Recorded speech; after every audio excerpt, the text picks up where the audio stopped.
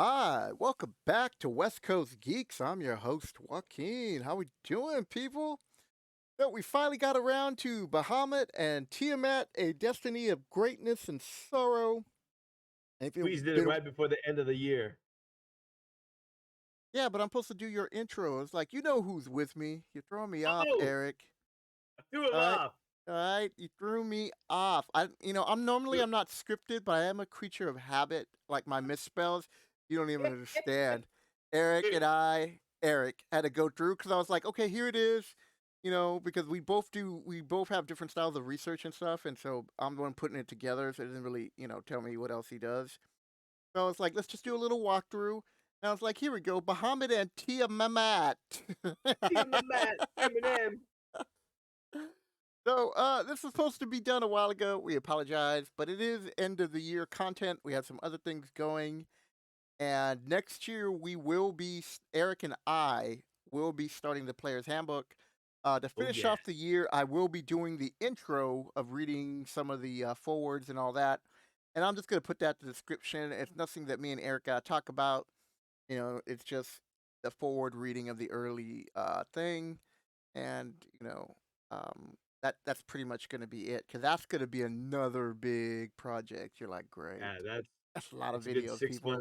6 month project at least. Yeah, because we're gonna do like we do with the Monster Manual, in depth, chapter by chapter. We're gonna go over. We're breaking everything down to the most simplest of categories.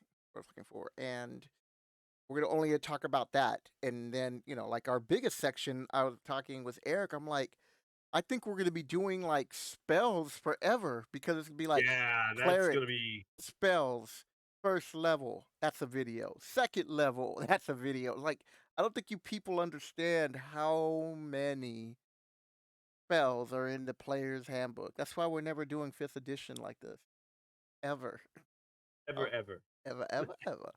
All right, so you're here. You gotta get strapped in, get your drinks, get your snacks. I don't know how long this one's gonna be, but well, let's just start it and find out. All right, so here we go. The origin of Bahamut. Take us away, Eric. All right, so doing a little research about Bahamut, and his name originally is a derivative from the Arabic monster that lies beneath, the support structure that holds up the earth. So Whoa. he's basically, yeah, like he's that's what the name means in Arabic. That's the first. Again, D&D is taken from a lot of mythologies around the world, a lot of them being Mediterranean and Middle Eastern, since those are pretty much the oldest in human history. So yeah, that's where the root word Bahamut, or the name Bahamut, comes from. Now in Dungeons and Dragons, Bahamut, depending on what world you're in, like, Greyhawk, Faerun, Kryn, all those different worlds have different names for him. In Greyhawk, the original monster manual, as we did in the review, one of his more common names is Marduk. Again, pointing to Middle Eastern origins of terminology. The god Marduk, kind of the same thing. You have the Platinum Dragon, the Worm King in Faerun and Forgotten Realms. Although I will say Forgotten Realms kind of, like, he's not that prominent in Forgotten Realms. He's more of like a god's minion. Like there's another, I forget the name of the god too. There's another like big god type entity that rides a big dragon. And in that pantheon, Bahamut's more like a subservient to him. So Beirut, he doesn't really hold a lot of sway. Back in the day, I don't. He doesn't really come up too much anymore. Yeah. I don't remember too much of him in Tyranny of Dragons either. Tyranny of No, Dragons was he takes a mostly around back Tiamat. seat. That's why Yeah, we put him up front to give him his due. yeah. And then of course his biggest um influence in any kind of world is of course Paladine, the Platinum Dragon in the Dragonlance series, the World of Kryn, also aka Fizban. Spoiler if you guys haven't read those books, but you've had 40 years, so get on the ball, people. Yep. Now, as we were talking about creation myths and mythologies and stuff like that, we came across two very different ones.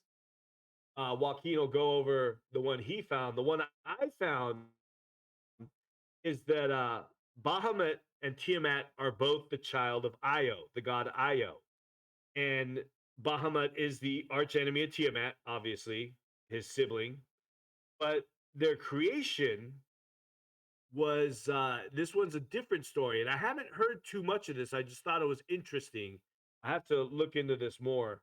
But Io was killed by the king of Tyr. And after the king of Tyr killed Io, he chopped him in half. And what happened to the two halves of the body is the good half became Bahamut and the bad half became Tiamat. So all the things, because Io contained both good and evil. So when he was killed by the king of Tyr, or it was killed by the king of Tyr, the good half melded off as Bahamut, the bad half formed Tiamat. And the blood from that battle is what created Dragonborn and Dragonkind.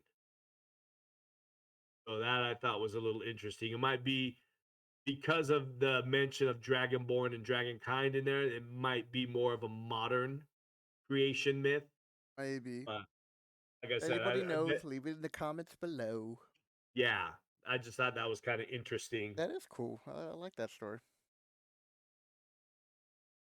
So yeah, we got that. We got, of course, Ahamit is is an ancient, not even ancient. He's is a massive metallic dragon.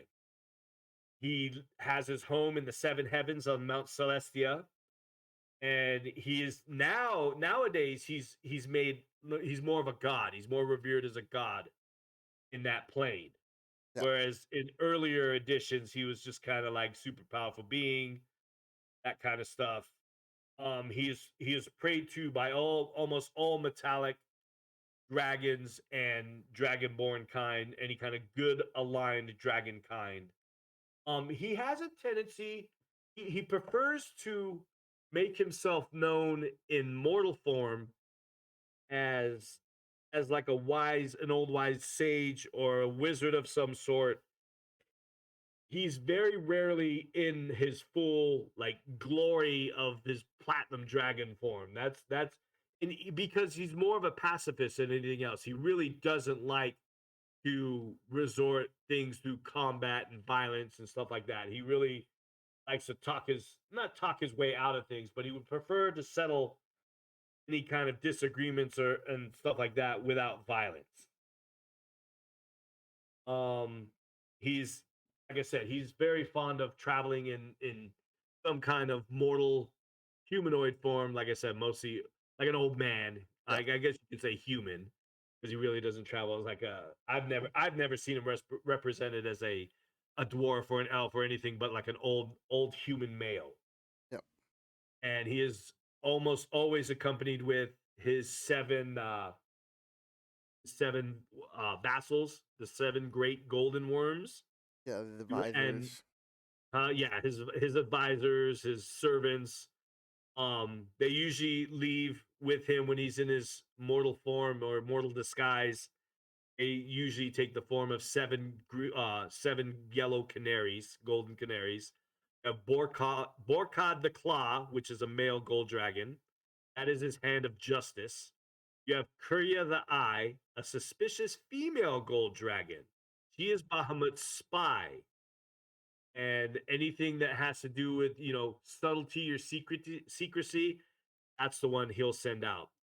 Songrad the Wind is another female gold dragon. She is a messenger of Bahamut. And then you have Groomer the Voice, a male gold dragon. He is the one who negotiates and tries to choose peaceful solutions over violence on Bahamut's behalf. You have Marashak the Tail. He is a huge gold dragon. He is the bodyguard of Bahamut.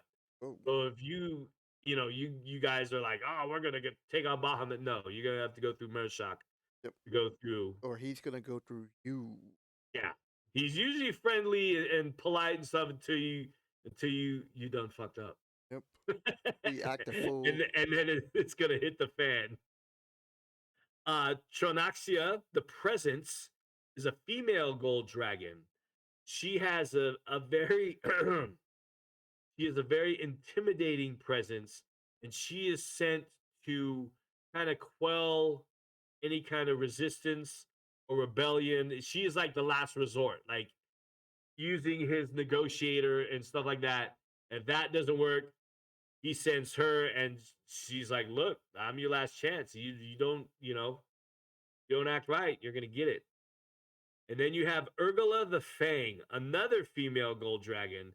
She is his leader and chief tactician when Bahamut musters his army. Whoa. So those are his seven vassals. He has different different exarchs, different aspects that he has. But the best known one is Kuyutha, and he is Bahamut's emissary to the Dragonborn race. Basically, all the dragons and Dragonborn and they all deal with Bahamut through him. That's interesting. So Yeah, I didn't yeah, even know how. Like, I knew about his his seven advisors and mhm. but I really didn't know that much about them. And to be honest, until you did this research on there, it didn't really pique my interest that much because we just Yeah, you there's just a lot of weird things going on with him. Like, for instance, when he lives in the Celestia, and he's allied with Moradin, wait a which minute, is the hold up. god of the Since we're gonna dwarves. be talking about his stories now, stories and myth, and there Oh, you go. stories There's and myths. Finbat. Well, shoot, I should have saved some of that for stories and myths. I got a Well, little no, ahead of just keep myself. going. I'm just Okay, so he's closely allied with Morden, and that's where he shares on Celestia. It's Morden, Ahamut, and the third one named Cord. What I so thought was interesting, Cord is the god of decay. okay. So real quick, not everybody may not know who Morden is. Morden is the greater god for the dwarves. I think he's the Yeah, god of he mountains. is the main god of yeah, dwarven kind, Yeah. lawful good, yeah, super powerful. So those familiar with D&D will be familiar with the name Morden, but Cord is kind of not really. Well known. Like it seems like that name sounds really obscure to the fact that I was like, I can't remember if I know anything about it. That's how Oh no, that's no, one you of know those what? I situations got where you're like, what? yeah, I got okay. You know what? Look, this is a live mistake. I got Katale and Cord mixed up. Oh. Yeah. So Cord, the one that he's up there with Morden and Bahamut, he is a god of athletics, sports, storms, kind of like a almost like a Greek Olympics? Hercules. Yeah. Yeah. So oh, this is what his symbol is, the eight-pointed star. Chaos. Go. Yep. So yeah, so that I thought was interesting. I'm like, wait a minute, and then I realized I'm like, oh, you know what? That's probably because it's not him. Yeah. So and then you have and I believe this is another part of. Well, I'll save this for yours because this kind of reading. We were going over which different stories and we have and stuff, and some of them cross over. So I've talked a lot about Bahamut. I don't want to take any of Tiamat's take any wind out of Tiamat's sails. Oh. 55 hit point sails. I don't get that joke. Um So What was what that, else? So episode okay, 6? so we got Fizban. What is the story behind Fizban and the Seven Canaries? Because there's a story, and it's a short story, and it goes all the way back to the Monster Manual, if I'm correct. Really? Okay, see, what I know from Fizban is the physical manifestation of the god Paladine, the platinum dragon god Paladine on the world of Kryn. And he's throughout the okay, first of all, spoiler alert for anybody that has not for some reason read any of the Dragonlance novels, read the Chronicles, or anything like that, there's going to be spoilers in here. So you have been warned. But Fizban is the physical personification of Paladine on the world of Kryn, on the continent of Ansalon. He is heavily involved in the first two trilogies, the Chronicles and Legends of the Dragonlance books, the first 6 books. He's kind of big in there, and he does appear. Bahamut is a god that's very involved with the dealings of mortals, Yes. and especially because in Dragonlance, dragons play such a huge role in that world. Paladine, aka Bahamut, is plays a large part in that. Yeah. So Go ahead. that's why I know his from.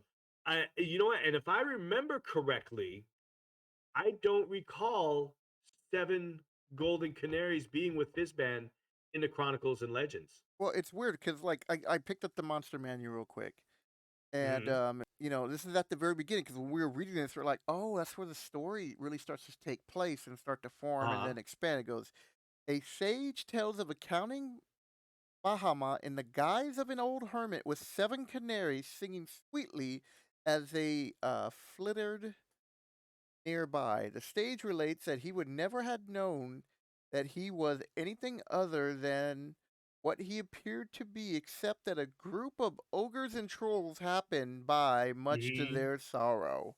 Yep. So Yeah. that story goes all the way back to first edition. Now it has been Mhm. expanded upon. Um, People have created more stories about Fizban, but And you gotta realize Dragonlance 2 kinda came out. I mean, the Monster Man was what, 79, I um, believe? I think on 78, 79? 77. Oh, okay. Well, you figure Dragonlance was coming into being around 82, so within 4 or 5 years, and by 82, what do you got? You're lucky if we got the Dungeon Master Guide and maybe a couple modules? No, you got by the 80s. Don't have my little chart with Yeah, I don't that have I my had timeline either. because I had to doing the research for all these videos that we're gonna do. I actually put them on an index card and I put the years and where when they all came out and all that, and Mhm. got too much crap on my desk of all this stuff. And Right? Eric's like, "We gotta do a video of this," and I was like, "We're gonna put a pin in that, and I'll write this down on this other." But Put that on there. so I want to say the first year when they came out with the Monster Manual, and everybody's waiting for the player's handbook, 6 adventures were launched, and all they did was they were just taking from the previous year or currently that Oh, year of all the tournaments that were going on, and all so a lot of those like yeah, there was sorry, go ahead. yeah, no, no, it was like um against the Giants, into All that stuff was out. the Drow. It's yeah. That's all. They haven't did the Queen of Spiders, but those 6 Queen of adventures, Spiders was 80, yeah. and I want to say the other one was the Village of Hamlet. That was all like, so we're talking like that's 7 adventures that came out within a year, year and a half. Yeah, you're right. Yeah, 78, 79. You had Search in the Unknown, Descent into the Depths of the Earth, Shrine of the Kuatoa, Vault of the Drow, Steading of the Hill Giant Chief. Yeah. Tomb of And Horrors was S1. out. Yeah. Yeah. Yeah, Tomb of Horrors, Village of Hamlet was 79 with the Dungeon Master Guide. Keep on the Borderlands, White Plume Mountain. Yeah, so there was a lot of Slave of the Underpit City. That was all in 80. Shrine of Tomochan, Ghost Tower, Queen So of they Demon hit the Web. ground running. Right after Yeah, they dropped the there's a Monster Manual, ton it of was like, modules. it is on, people. Yeah. So, Bahamut has some cool stories, but not that many people know about him because you don't fight him. Oh, No, yeah, he's not an end game. no. If anything, he's a what is a word? He would be aiding you in your He's An a accomplice, maybe. if anything, he's a Patreon. He's your Patreon who like Yeah, yeah. who tells Yeah, he would you be like, definitely be a hey, patron. you know, we're gonna go to war, but I need you to go interrupt this, or I need you to go destroy this artifact.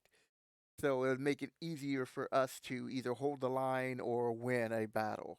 Distraction, yeah, That something. type of thing. That's how you use Bahamut. Or you can also just use him as like a wandering sage who just happens upon the party Mhm. and Yep, gives them kinda guide advice, guide him like, along. I I'm gonna let you know right now. If you ever see this creature, then he draws in the dirt the catablesis. Like, don't look down. Cataplexus. Never die. Ah, the Never Catablesis. die. We all love that.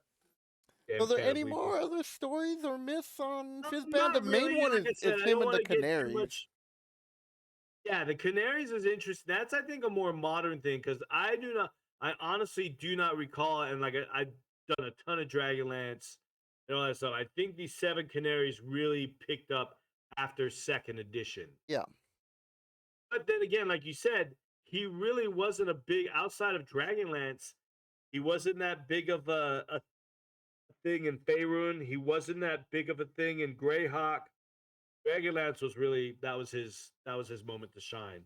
yeah. So there's like, like I wanted to put some more questions of the story and myth, like little bullet points, but I was like, there's not that much to Bahamut, and it's sad because So Eric did a good job of research and finding all that extra information that it's not that hard now, especially with yeah, like the we got internet the and stuff. interwebs. But It's not like the olden days.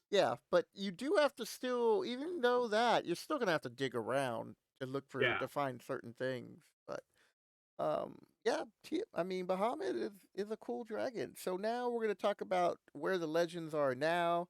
If you have any other questions about Bahamut, you can leave a comment below, which we'd like you to do about anything.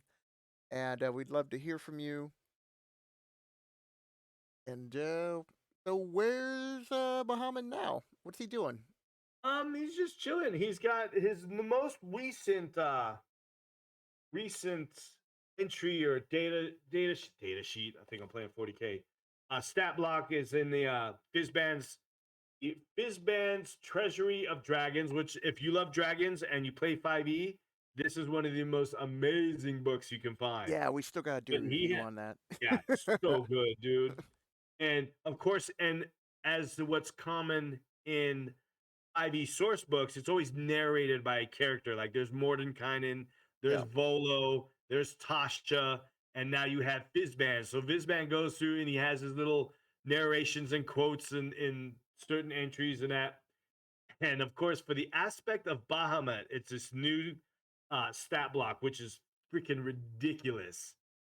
Bahamut. And then Fizban has a little comment that says, objectively speaking, of all the dragons, Bahamut has made the best decisions. He's also the most handsome, and his horde is the giganticest. that's very funny. Typical absent-minded Fizban fashion. But yeah, I mean, this guy's a beast. His armor class is 23, 585 hit points. And Dang. then, yeah, so I was reading this last night again, and I won't go into everything, but he has this ability. It's called the Platinum Brilliance, and it recharges after a short or long rest.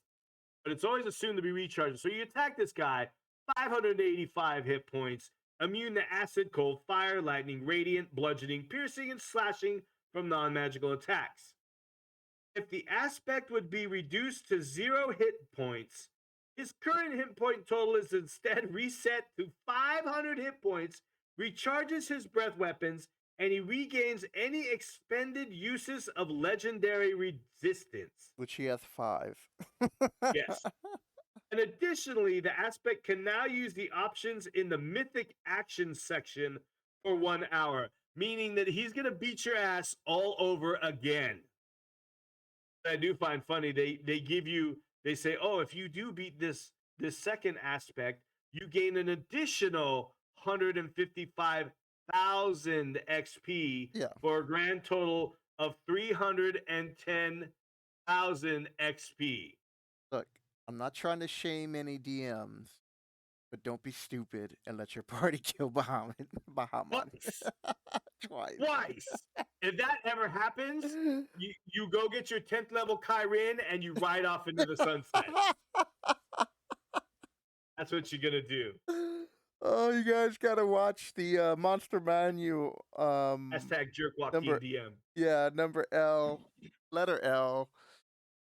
Yeah, I mean, it's just like you should not be able to kill him. I mean, he can shape change. He can. There's all kinds of things he can do. He can just fly away. Got Yeah, he'd go 120 back to his feet. plane. He'd be like, you know what? I'm going home, sucker. Yeah, apparently you found something. Bravo, Tiamat, and I'll be back with my Yeah, friends. yeah. Yeah, because you got set. If you have a group that can kill 7 ancient gold dragons, and then the aspect of Bahamut twice, you may be giving away too many damn magic items. I don't know. It's like what, a first level and I find the Eye of Vecna? I mean, like what the hell? What's wrong with that? What's wrong with that? Yeah, and So yeah, like that is Bahamut. I've rambled on long enough about Bahamut. no, I like Baja. Yeah. So the reason why I chose this because this is Dragonlance, and like Eric's been talking about, this is where you really start to learn more about Bahamut, and that's a silver Oh dragon yeah. there, I believe and it, that's Silvara the dragon and I either really Goldmood or Lorana. just there's so much D&D out there, and just enjoy it. I mean, there are just so many things that you can cherry pick, make your own, do whatever. But with Fizban, real quick before we get into Tiamat, he didn't write a comment about Tiamat. I'm really disappointed in that. And then the other Have you? thing that you're probably going to hear me say about it, the book, is they don't go into their history. They get that Oh, one little like poem at the beginning, and that's pretty much it about those dragons. oh, I'm sorry. In what book? In Fizban's treasury, they don't Oh yeah, mention yeah, yeah. really anything about Tiamat or Bahamut. They Well, and I think they wanted to mainly because there's so much shit. I mean, they added all the gem dragons. I know, but I'm We have, still saying, man, give me a paragraph of something new. That's all. uh, Oh no, you know I'm right on this. well, I mean, they gave a little bit of something to the gods. They really wanted to focus on player and DM material. They could have, maybe they could have given. I didn't think it was that big a deal. Um, yeah, just a little tiny references to them. I I don't know. think. I was looking forward to getting some additional Well, information that I didn't know. you, you know what's Eh, even worse than that is that Bahamut and Tiamat are not mentioned in any of the monster manuals. oh yeah, Mordenkainen's, really. yeah. You're not gonna get that. I mean, you're lucky to get them in there. I mean, they're Oh just yeah, that's what I'm saying. They're not in there. yeah. It's I just was like, how are you not gonna have in anything in any of what? And you know what? They kind of D&D is still kind of wussed out and not up with any deities or gods since the mid to late '80s. yeah. But that we've had that rant already, Yep. And we'll probably have it again in a future video, especially right? since we go into the deity and D My God book. All right, Oh so yeah, that's gonna be a fun one. yep. So here we go. The legend. Tiamat's origin or Tiamat's origin. Yeah, Tiamat. Yep. According to dragon myth, both Bahama and Tiamat were born to Io, the greater god of balance and dragonkind, created to complement the other, someday mate, which I thought was interesting. I was like, really, man, Game of Thrones here? And Oh to yeah, I have remember children that. that inherit the best traits of both. So I was like, oh, okay, this is different, you know. Tiamat's fall from grace. The Mhm. first child of Io was a dragon named Borel, which means beautiful in Draconic. A side note, if I would have known about this information back in my 20s when I was like dating and going to the clubs and they'd be like, "What's your name?" I'd be like, "My name is Borel." You know what that means? They'd be like, "No, it means beautiful." I'd say it with a straight In face. what That'd be me. language? It'd I be like take in Draconic. as I take a sip from my Long Island afterwards and just looking at At them in my the Long eyes. Island. Eee. So, so apparently, Tiamat didn't like that Morel was, being a pimp in the club, so she killed him and attempted to frame Bahamut for his death. He was banished from the realm, then truly embraced evil and chaos. So yeah, if you kill your brother, yeah, you're pretty much going downhill from that point. She created the first chromatic dragons. She is now a god on many different worlds. Her cults are everywhere. So both Bahamut and Tiamat they're now officially gods. A deity status. Yeah, and so they're like minor gods, but still. While most evil dragons respect and obey her, not all are her followers. And so I was telling Eric, they'll be like, "Man, F Tia," and they turn around to see if she's around. F Yeah. Tia, man, I told her. I said, I said, bitch. I'm not paying you tribute of my hoard. Right? I only gave her the stuff I really didn't want, except This for my stuff I really platinum. didn't want. I like that platinum pile I had. I said, bitch. All right, so Tiamat, goddess of evil dragons and creatures. Tiamat can read and speak all languages, teleport at will, has no need for food or water. She can spoil water, which I did not know, and magical potions. Another thing I didn't know. I was like, what?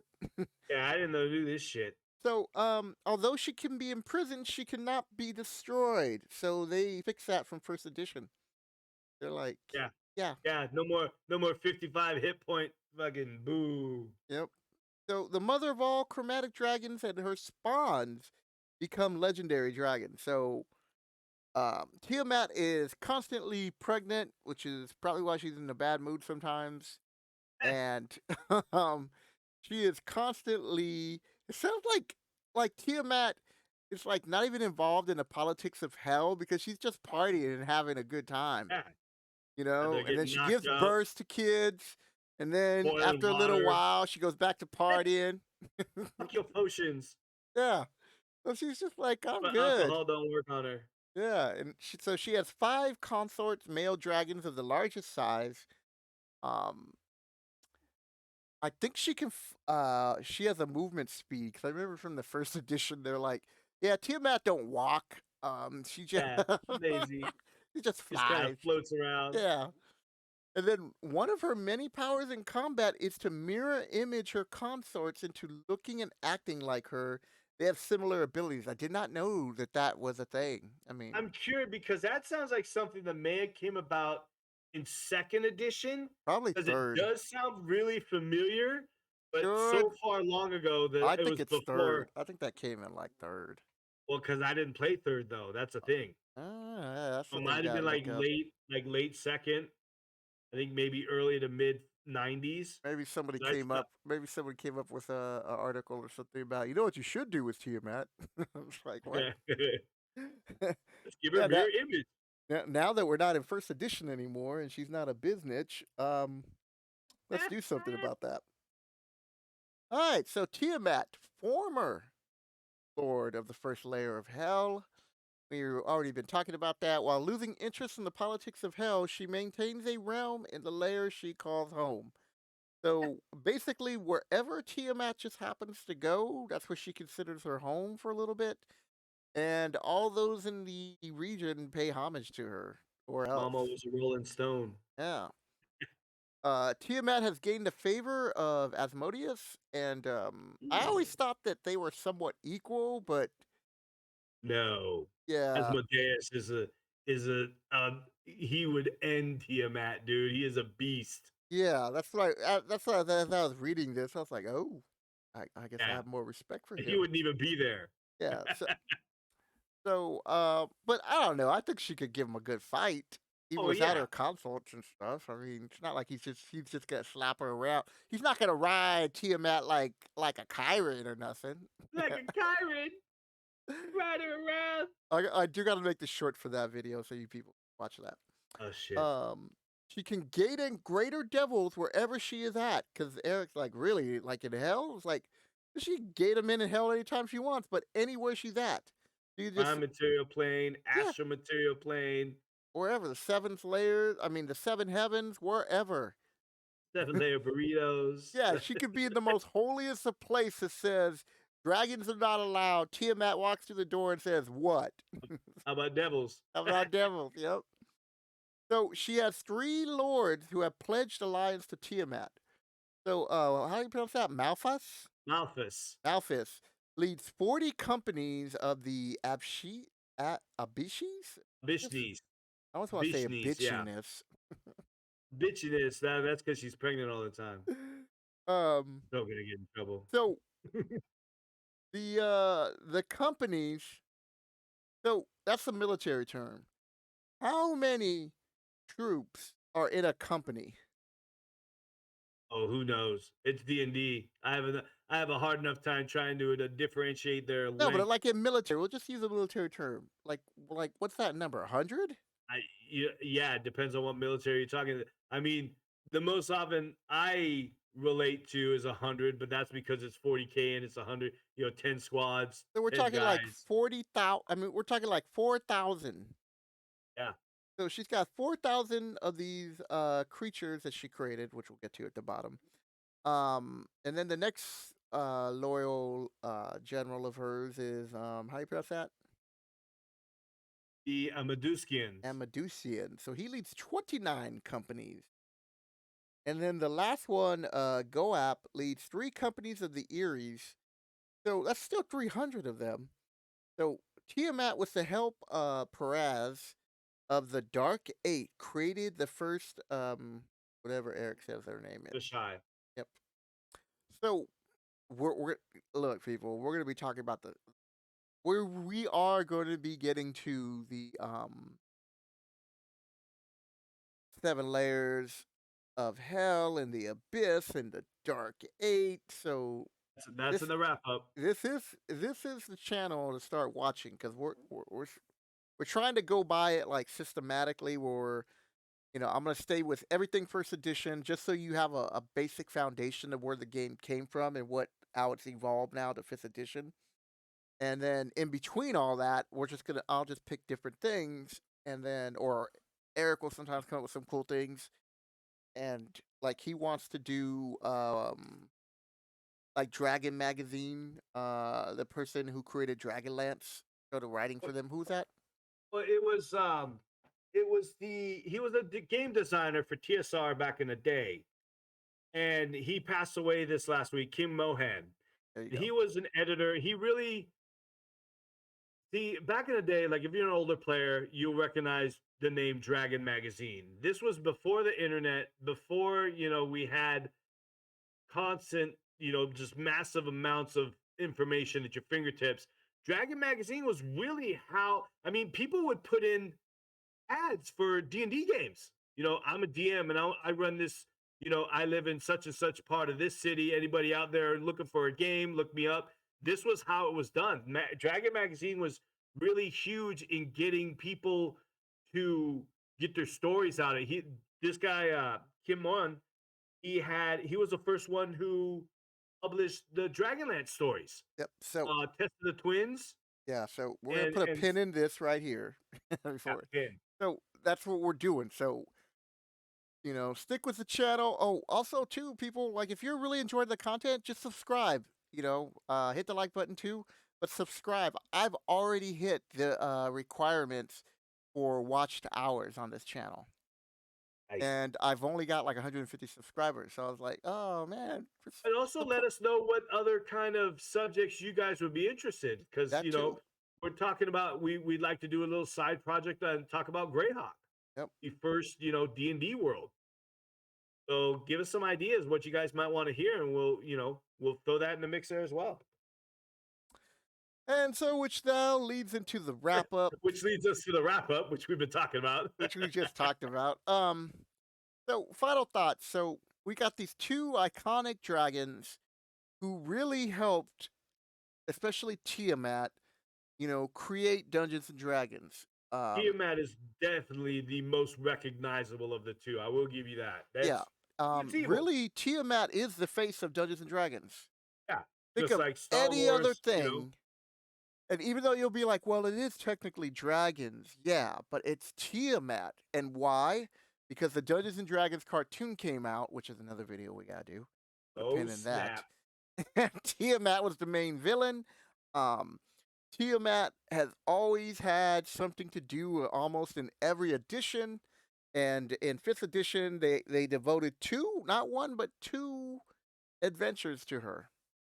Yeah, So, you know what, that remake they did of Tyranny of Dragons is actually really, really good. really, you have to get that. I started running the party through the earlier parts of it, and like almost all of my adventures, it just absolutely derailed into a shitstorm of murder, hoboism, and chaos. Yep. So, Yeah, if you haven't seen the videos on chromatic dragons and metallic dragons, we've done those. This wraps up really our series on the monster manual, but this is more of just as a whatever we could side research and project. we thought was interesting, we would share with you. As you can see, future videos, Fizzbands, Treasury of Dragons, along with some other things.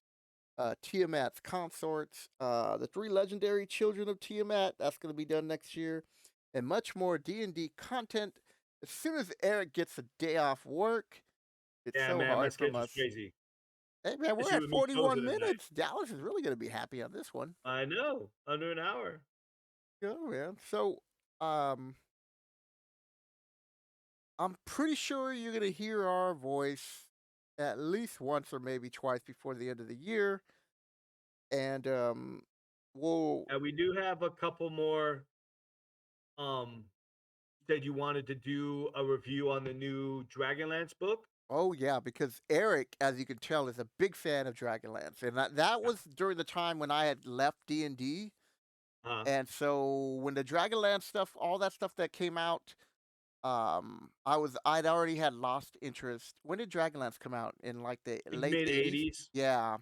mid to late '80s, So 84, we're 85. talking like, I graduated in '91.